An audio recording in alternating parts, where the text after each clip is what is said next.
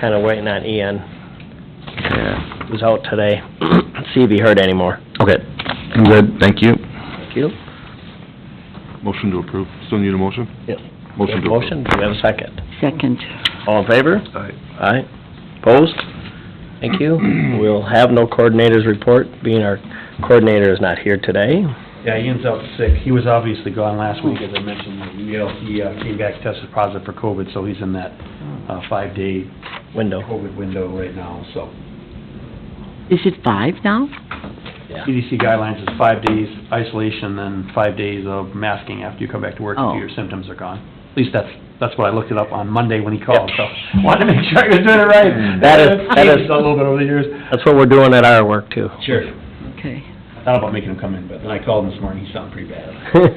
Poor guy. He said he had never had it before. Oh, So, I mean, I think a lot of times the first time through is probably the worst, because you're not used to it, so. sure. And he's young. He is, but then he was in Peru, so who knows what he got exposed to.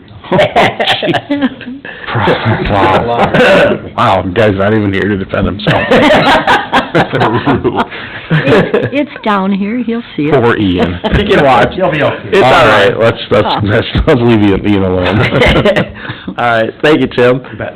City Administrator's report. So I've got a couple things just to highlight in there. The biggest one is obviously council is meeting tomorrow for their budget finalization. So everyone should have gotten their property tax statements and valuations. The tax rate is scheduled in the city of Casson to go down. So we're pleased with that. The valuations are the biggest part there, is that the county raised the valuations again. So other than that, the fee schedule's moving forward. We aren't looking at a lot of fee schedule changes in planning and zoning or EDA, and we met with the folks from G-Cube, so that could be an opportunity for us to talk about that quarry a little bit. Otherwise, just some staff notes there that we had some good things happening in the city, but I don't have anything else today. Thank you, Tim. Up next is our Ready update. Yeah, so included in your packet, last month, as you'll recall, I think everybody was here. We had the presentation from John Wade, or maybe Mike wasn't here. Were you here, Mike, last month? I was here. Yeah, you Chris were. was Okay. gone. I was not. That's right, the mayor was. No. Anyway, Mr. Wade and, I don't remember his colleague, but I think it was Kirk Bostrom, came, and they presented, Ready as the Rochester Area Economic Development Group, and it was an interesting presentation. Hey, Tom. And I think overall, I mean, it's an interesting effort, a good group. It's always nice to be in a bigger group. The board asked me to reach out to some of the other cities. I think, Janice, you had mentioned that, and so I did reach out to Byron and Pine Island and to Stewartville, and I included Elizabeth's city administrator in Pine Island, her email response back. The folks from Byron, Al Roeder is a little newer there, and he was very non-committal. He was like, well, I'm still new. He's been there a year now, but he kind of said, oh, I don't, one way or the other. Byron's going to participate. They're planning on it. They're not going to drop out or anything like that. Elizabeth had a few more comments there. It was interesting to see. Now, they're in a small city bracket, so they pay a little bit less, which would be nice. If we only had to pay $3,500 like they do, it would maybe is quite as big of an argument. So she wasn't quite as up on it. And then I talked to Bill Schimmel, who's been in Stewartville for about 15 years now, and they've been a member since the inception of the group, really. And he said, it's ebbed and flowed. Over the years, when John Wade took over, it's been better. Before that, I guess it was Gary Smith, who was the executive director, and he was much more Rochester-focused. So he did feel like their EDA felt like they got some value out of it. And the plus for Stewartville is that they do have a little bit larger industrial base, too. I mean, most folks who are familiar with that, they have more of a factory manufacturing, a little bit more blue-collar. And so they've seen a few of those kick their way over the years. So he said they were going to continue to participate this year. He did give me some good feedback. He said over the years when they've done negotiations with Ready on, are we going to stay in or not, things they've done have offered to, pay for half a year up front and then not pay. So, for example, let's say we were interested in it, but we're not sure we really want to commit all the way. You tell John Wade, hey, we're interested, we want to give it a shot, we'll give you $2,500, we'll see how it goes for 6 months, and if we don't think we're getting anything out of it, then we just won't pay the rest of it, and we're done. And he said they've kind of done that over the years at different times when he's been involved. He's been on the board for a long time. And there's been years where he's just said, no, we're not going to pay an increase. So periodically, Ready will come back and say, oh, well, last year's fee was $4,000, this year it's going to be $5,000. And the city of Stewartville's just said, well, no, we're not going to pay. Either you can take the $4,000 or, or we're going to drop out. And so Ready has always kind of backed off and said, well, all right, fine, you know, for another year or two, they'd let them keep the same rate. So I thought he had some good feedback on, he felt like they get some value out of it. You know, they definitely hear about more opportunities than you would if you weren't involved at all. And, you know, sometimes, he said, sometimes their councils felt like maybe they're getting kind of leadings from Rochester, but that is kind of how it works. I mean, if people want to be in Rochester, they're going to go to Rochester first, and then sometimes they're going to come out to our area and they're going to say, hey, can we get a better deal? And so anyways, I mean, I guess that's the feedback I had, was it sounds like the current participants are going to keep participating. Have they seen a lot out of it? Some have seen more than others. So I guess that's up to you guys, you know, in terms of conversation-wise. I don't think it's unlike our conversation last meeting was, we might see something out of it, we might not. We're not stuck going, you know, if we do it 1 year and we say, hey, this isn't working, we could drop out too. I mean, there isn't a, you know, I think it would behoove them to show us something, you know, right away, you know, because once you've been in for 10 years, you know, Yeah. maybe don't see as much, but you've been doing it, so you keep doing it. But if you don't see anything right away, then it's kind of one of those things where I don't know if it's really, you know, much point. And we have money in our budget if we did. Well, we do have money in the budget, that's why I mentioned the budget with my report is, you know, we would have to reallocate, you know, from one of the line items. I don't expect our budget to go up, but we could reallocate from one of our line items into professional services, and that's probably where it would go under if we wanted to do it.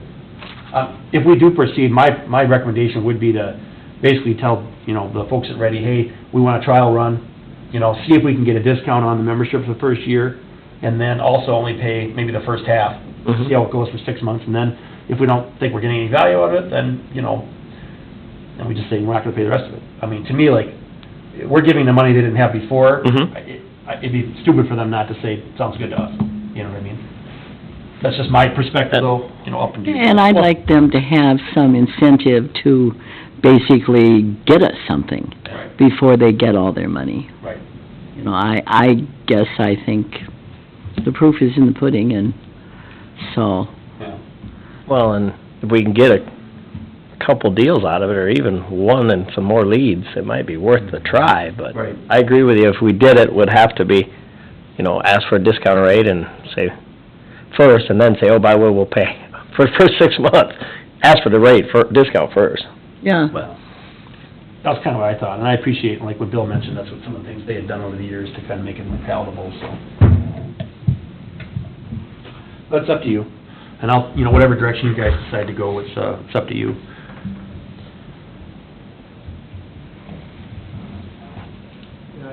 I mean, I think a trial run's probably makes sense to me. I think we need to make sure we understand determine what our expectations are for get something out of it. I mean, in economic development, 6 months is pretty fast. You know, I'd say, you know, I don't think it'd be realistic to say, hey, all we need is at least one new manufacturing plant in town in the next 6 months and it's worth it. You know, I think that'd be unrealistic. I think if we say, hey, like maybe like a lead or something, you know, like a... Yeah, if they I don't know, some kind send of... some leads our way, would definitely... I guess that would be... Whether we follow through or we Or get them to we can make it fruition, work, that's you know. on us. I mean, I'd like to just see how their process is, too. Yes. Right. Okay, let's say, you know, they have a monthly meeting or whatever, if I don't feel like it's organized, or, you know, if I go there and it's just a mess, so I'm gonna say, well, this isn't worth my time. Exactly. I've got other things, you know, Other things to do. Yeah. and I have been working on, you know, we have a good new business coming into the south part of town. So, I mean, you know, we can spend our money in different ways, but I mean, if it's a total mess, there's other words you could Yes, use, then I think we would just say, well, this isn't really for us, it isn't working, and that's gonna be something I'm gonna recommend, one way or the other. If I think it's organized and it seems like it would generate leads going forward, because you're right, you know, the economy next year, who knows? People are probably gonna be pretty cautious, I would imagine, if I was spending the way the commercial real estate market looks right now. I don't know if I wanna build a lot of new buildings when I could probably buy something for 50 cents on the dollar in a year and a half, you know, depending on what the rental markets look like. I don't know how bad it's gonna get when But everybody has when to... you read in the Rochester paper that Mayo's putting $5 billion into Rochester, And that's true, too. you know, that gives you some incentive to think, that can't all end up in the proper of Rochester. Sure, I mean, I would imagine for us, you know, single-family and housing is gonna be our strength, as it has been for the last 10 years. We're gonna continue to see, if interest rates come down, we'll see a increase in single-family home purchases. You know, council, and you're aware of, you know, the apartment complexes are attractive to people, you know, we talked to the folks in Hamilton, and they're interested in a second phase out at the Vale property. They said that the property here filled in 30 days, you know, or was, you know, over 90% occupancy in 30 days, so they felt very good about it. Otherwise, with the way interest rates are right now, they wouldn't even be looking at another phase. The one in Dodge Center still filled in 60 days, which, you know, was very good for, I mean, in a normal environment, you'd say, 90% occupancy in 60 days in Dodge Center, with the rents that they are, it's pretty good too, really. Yeah. So, I mean, they feel pretty good about it. Right now, Byron's kind of pricing them out, so yeah, I mean, I think housing is always gonna be our strength. What that drives is gonna be more commercial. You know, Yeah, we I was aren't gonna say, when you necessarily got gonna see, bodies in those apartments, those people need groceries, they need Exactly. entertainment, they need Right. clothing, they need Jobs. shoes, they need cars, they need Jobs and. jobs, they need... yeah, I mean, the service sector is probably where you're gonna see Yeah. it pushed. You know, getting a meat packing plant or something like that, that isn't realistic, isn't gonna happen. We're not gonna see probably a large manufacturer. When I've talked with Ian, like, we target, you know, 10 to 15 jobs, you know, warehousing, skilled trades, you know, electrician, plumber, that kind of stuff is great, because you're getting good, high-quality paying jobs. We have the lots to support that. I mean, we got 2-acre lots right up the street here. I mean, so it's kind of a natural fit with a community like ours. So, but yeah, I mean, I guess that was kind of where I was at, was maybe we'll give it a shot, see if we can get a discount or pay them out over, you know, a period of time, and then try it out. I guess I'd make the motion that we go back to them, see if we can get a discounted rate, like you're saying, and then see if we can get some leads out of it, and see if it's worth our effort. Our yearly was 5,000, right? Is Yeah, that- that's what he- If that wasn't our Yep, population, 5,000. over 5,000 is $5,000, yep. You know, we'll be able to move it out of one of the budget items, per se, the advertising, or maybe the, I mean, some of it I could even prepay this year, so it wouldn't hit all of next year's budget. If we have a little bit of space left in our budget, we could cut like a first half check this year. I mean, I'm looking at the financials here, and yeah, like you said, under advertising, we've got $2,500 that's unspent this year, which likely won't be spent this year. So, I mean, maybe we just pay the first half this year, cut the check for next year now, and then it would only cost us $2,500 next year, which is a smaller impact, really, you know? so, yeah, that's the motion I'll make. I'll second. Any more discussion? All in favor? Aye. Aye. Opposed? Motion carries. So if you'll reach out to him, Tim, and Yeah, we'll do. up next is our parking study. Sure, so this was emailed out to everybody. I didn't print out copies for everybody just because it's a ton of pages, but I'm glad to go through the information. I know, like, for example, the mayor and Dan have already seen this maybe once or twice already. But it was information that was very interesting, and I can go through that. I do have the presentation up on my computer now, and basically, Ian went out multiple times, and he did this study of the downtown core area, and there were 3 different areas he looked at. There was the primary angle, which is a 3-block core radius of Main Street, basically from Highway 57 all the way out to where the Legion is. So those angled parking spots on Main Street itself. There was some secondary parallel, which is extending Main Street out to the west to kind of the corner there where the CHS is, where it becomes parallel in front of Mayo, that sort of thing. And then the off-street parking. So there's some larger parking lots. Behind the Legion, there's a parking lot. You've got Mayo's parking lot, you've got Hy-Vee's parking lot, those kind of off-street parking opportunities.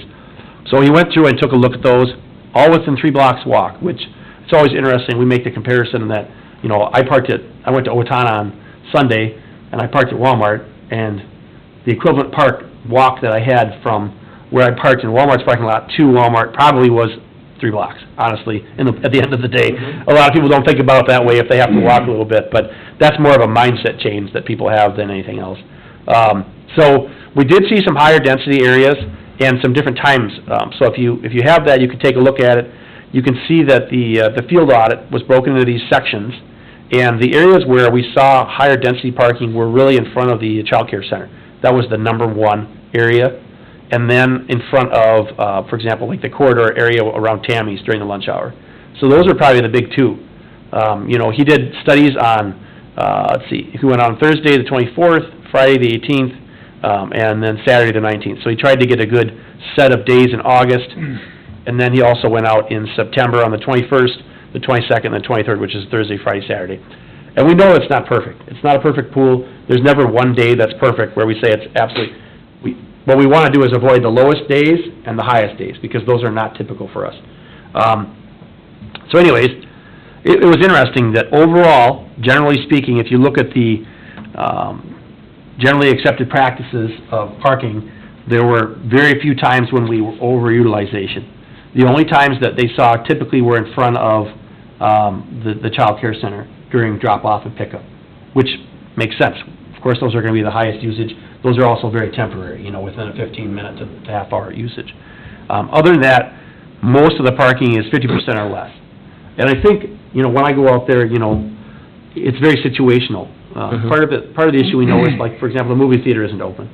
And will that mean that it sees a higher peak on like a Friday night or a Saturday night? Of course it will, absolutely. Or if there are events. I mean, I know parking on Saturday for Christmas in Casson, there were a lot of people out in Christmas in Casson, good event. Weather was ideal for walking, we had Tom's trolleys were out there, carrying people around, so it was a good event. But all told, what he ended up seeing was that in reality, we think there's some flexibility for the council if they have to make some decision-making on the project. To improve safety, the council's already decided to do some smaller projects there. You may have been up there, you've seen that there's some cones on a couple of the corners there on the intersection. What that is a mock-up if we decided to do some bump outs. There's plus and minuses with bump outs, but it does definitely help on the safety side of things, which is one thing we hear from a lot of people, is that I don't feel safe walking across the street because I can't see. And why can't we see? Well, parking's angled. And with a, Super Duty cab pickup, that extends quite a ways into the street. So, I think that what Ian was trying to do was trying to show that, or to see what the utilization was. I think he was able to accomplish that relatively well. And it helps guide the decision-making the council makes going forward. I know that we are looking at paving that parking lot behind Legion, which would be an improvement because right now it's not always the most organized in terms of parking because it's not lined. By lining that, it'll increase the number of actual stalls because it'll be a little more efficient. Other than that, I mean, those are kind of the findings that I think he ended up having. So, I'm sure he's interested in feedback. If you guys have any questions, I'll try and answer those today. Are there any recommendations given the study? As far as, like making one side parallel or one side angled or? Yeah, I don't know. I mean, in terms of recommendations, I think that was not the role he was trying to set up, because, obviously not a professional. I think his findings support further study of that issue. I think that based on the numbers that I've seen, if the council and the chamber and all the business owners, if there was a decision made where you'd want to make one side parallel, you could. Is that part of a larger project where you have some other safety additions made? I think in the fullness of time, when that Main Street's rebuilt, and it may not be for another 10 years or it may be longer, who knows, I think that you'll probably have to look very hard at parallel parking and then widening the sidewalks, because that'll allow for a much safer, pedestrian-friendly, walkable area. Obviously, it depends on the businesses. Some businesses are much more parking intensive and others are not. And so, we're always going to have some feedback from people that say, well, I don't want to lose any stalls. And I completely understand that. I had the same debate when I was in Blue Earth. We rebuilt the downtown corridor, very similar, and they ended up sticking with, angle on both sides for the 3 blocks of the main corridor, and then going parallel on the other sides of the main area. And it was not something that was recommended by the state, but they allowed the city to do it, working with the county. So I think if you asked Ian, his response would be that if we were looking to improve safety, doing parallel parking on part of the street would be supported by the numbers that were found in the study. But that isn't necessarily his choice to make. That's up to the council and the folks who make those decisions, so. Well, I think his study sort of came down to say there is enough parking. It's not like we're never, no parking spot available. I think that we could have, if we have always a couple of spots available, we could have less people diagonally parking, because if you had a little more room between the things, you could see out in the street a little better. So if you, on the first, second, and third block, if you took a parking spot out, just one each block, you'd give a little more room for people to be able to see. Well, and I think that's good feedback. I mean, because it's one thing I took a look at, well, would you, instead of going parallel, would you flatten those angled stalls? You still have to meet the engineering guidelines for backing up and everything like that. Yep. But I think you're absolutely right. If we flattened that and you kept the angle, you'd be able to have a little more space then. You'd lose some stalls on the street, but it wouldn't be, I mean, even if you lost 2 per block, it wouldn't be so much that would be a huge factor in terms of if it made it safer for, and that'd be a smaller change. It'd be a cheaper change. Yeah. Because basically, the next time Just be we seal coat striping. Main Street, we seal coated it back in 2020, and that's when it was striped. And I know that those they meet the criteria, but they're also pretty narrow. Yeah. So, I mean, already you're losing some parking because a lot of times, I went to Pete's for fish fry on Friday night. Well, guess what? There's 2 stalls. Half the stalls are gone because you got too close and you parked over a little Yeah. further and you lost the next one over.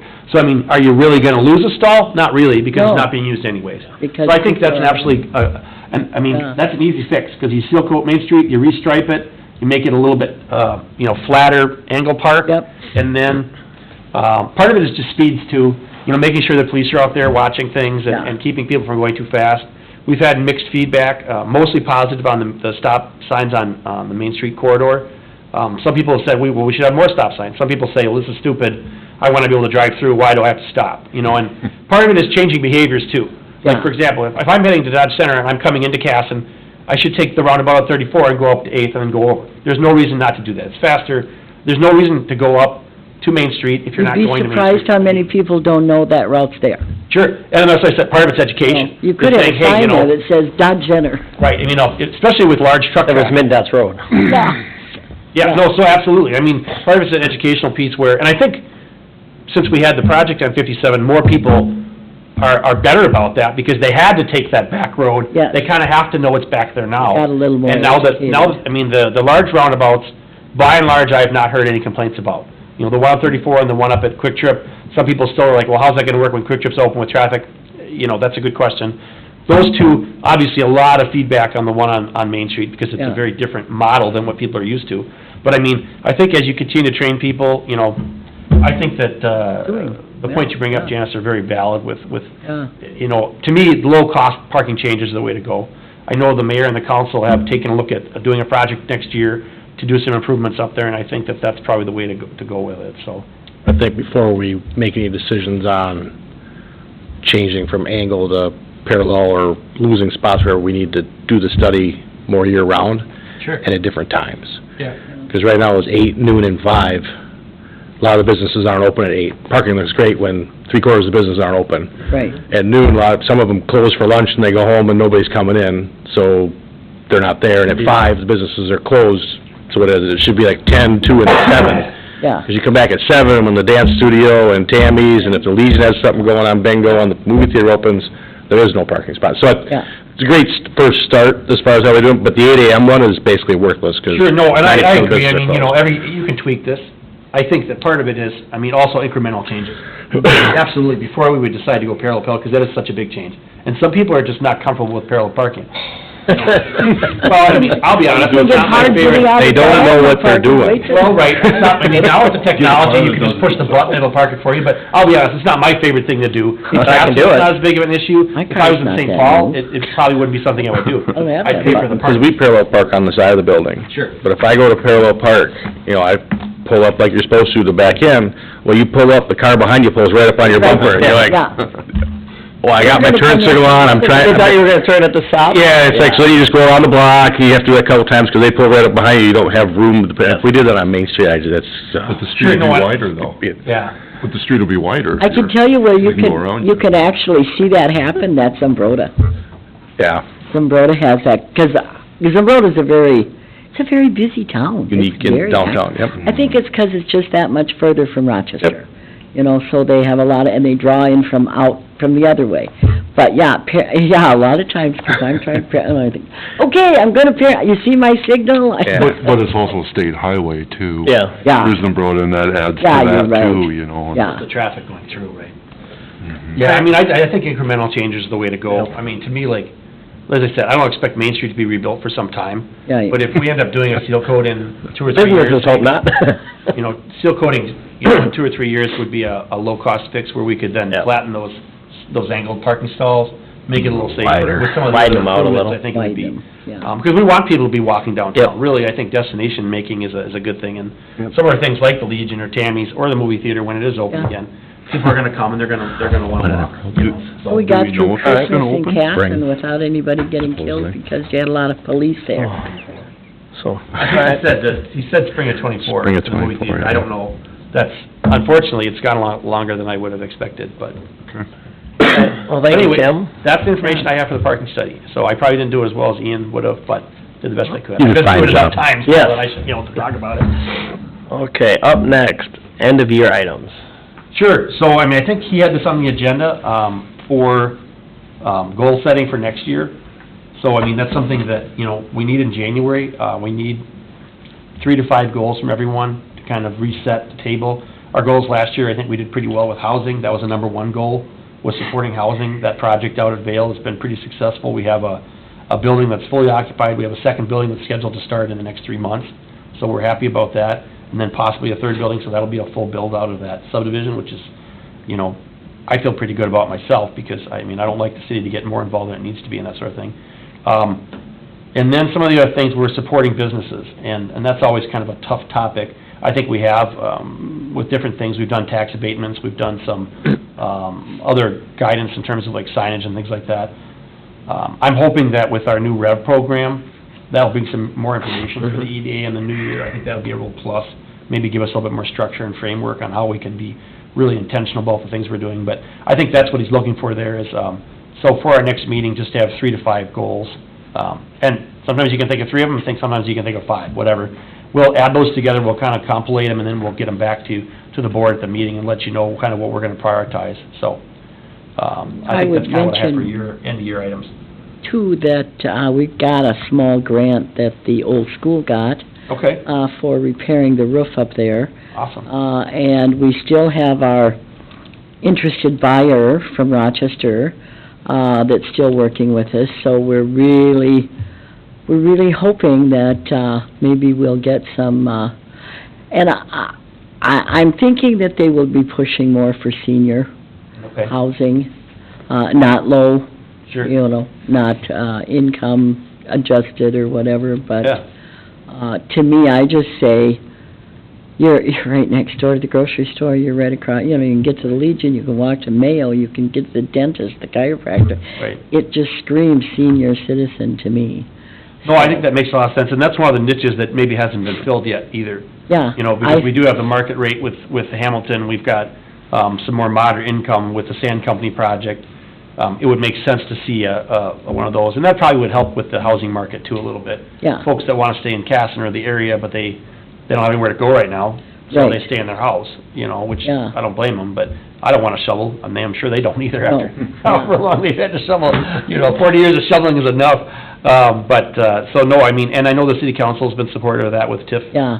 TIF financing, it's just, and I'm hoping that maybe some involvement with Ready would help with that too, Yeah, because they do have access to a lot more resources, especially now that the sales tax in Rochester was approved again.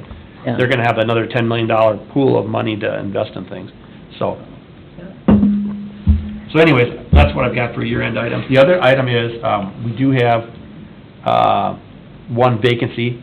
Mike's, tenure's coming to an end here. I think you let Ian know you were probably not gonna serve another term. I did, yeah. Okay, and that's, we've got a nice, little thank you appreciation certificate. We'll have to get a picture at the end. Parting We'll gift. save it at the end, we'll get a Okay, picture. hold on, look at that. But, so we do have Okay. one vacancy, No for cookies. next year, so if you know anybody in town who is, maybe interested, or, you know, you hear somebody, I always like to get people who, you know, we get a lot of people who say things like on Facebook or social media. The problem is that I can never get them to actually participate. You know, it's like, you know what, if you've got all these good ideas, more power to you. I don't blame them. Sometimes they're good, sometimes they're not, but like, let's bring them in, let's put them at the table, hear what they have to say, and so if you've got somebody who's interested or who says, hey, you know, I wish the city would do X, Y, and Z, like, this is a perfect opportunity for them to learn more about what we do and what we can do and what we can't do and why we do what we do. I'm always trying to explain, you know, trying to be very transparent with people, like, so if you know somebody who might be interested, please let me know or let Ian know, and, that'll be something that we'll be looking for in the new year as well, so. Were you, hey, sorry, were you wanting us, like, going back to the goal thing, do you, like, are you wanting us to, like, spit out goal ideas, or email them, or what do you? Yeah, I mean, what I'm looking for is 3 to 5. I would say if you can get them to Ian before the next meeting, that makes it easier, because then he can just put them all together. You know, if you got them right now, you know, Tom's on top of it, then whenever, just send it over to me, and I don't have any problem with that. I think it's always good, I mean, I asked the council to do the same thing, you know, goal setting, because otherwise, what are we working on? And I want to work on things that we want to work on, and we have to prioritize our dollars too, because as we all know, the budget is, it's limited. And my time's limited. This last couple of weeks here, it's been interesting with Ian out of the office and Linda out of the office and no finance director. We've been kind of juggling a lot of things, and I apologize for not having more of the items in the packet, but, you know, if they're not here, I can't get it from them, so, anyway. But yeah, that's what I would do, is just get it together and email over. Okay. Then we got, excuse me, items for January. If you got anything, send them over to Ian. Obviously, get your goals to him before January. The REV will be kicking in January, so that's gonna start at the Rural Entrepreneurship Ventures Program, and he'll have more information on that. We'll have our coach, I'm not sure if the coach will be meeting with us at the meetings, or how that'll work exactly, or if it'll be, might be a Zoom meeting or something we can participate in. But, so that's gonna be a big thing, obviously, starting in January. And then, we'll have follow-up on some of the things that we didn't talk about today as well. Mm-hmm. You know, gotta put the brass tacks to Ian on some of these things, you know, Yep. so, real good. That's all I've got for today, so short and sweet. We'll take a motion to adjourn. So moved. Second? Second. All in favor? Aye. Thank you. Before you leave, Mike. Yeah, we'll get a picture of that. Here, you gotta, EDA president's gotta get. Sure you want a picture? Oh, yeah, of course. Sure you want a picture?